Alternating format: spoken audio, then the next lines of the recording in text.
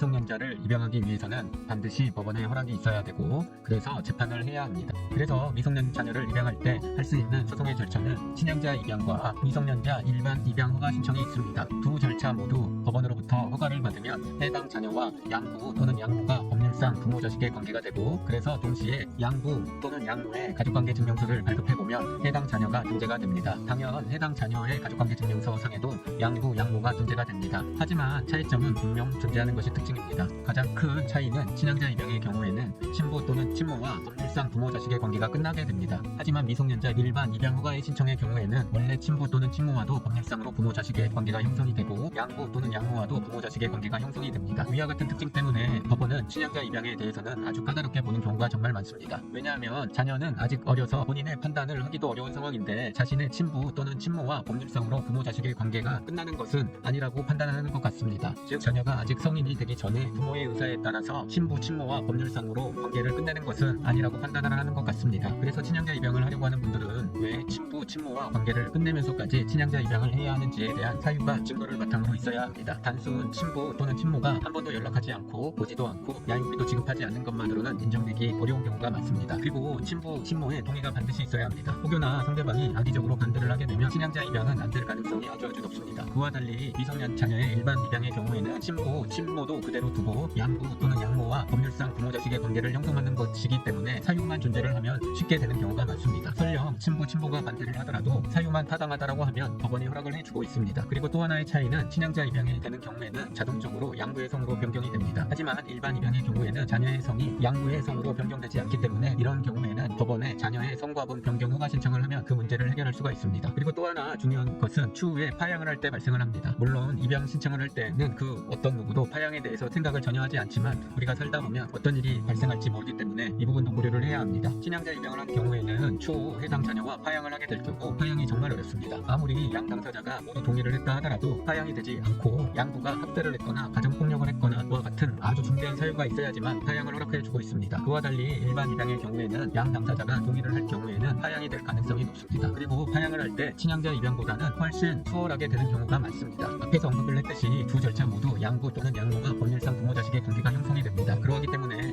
무조건 친양자 입양을 하겠다라고만 고집을 해서는 안 됩니다. 요즘 들어서 법원이 친양자 입양 신청에 대해서 불허를 하는 경우가 정말 많습니다. 그리고 그런 일들이 발생하지는 않아야겠지만 추후에 파양을 하게 될 경우에도 일반 입양으로 하는 것이 더 수월한 경우가 많습니다. 그러기 때문에 반드시 친양자 입양을 해야 하는 사유가 존재하면 모를까 그렇지 않으면 일반 입양 신청을 하는 것이 더 좋은 방법이 될 수 있다는 점 꼭 참고하시길 바랍니다.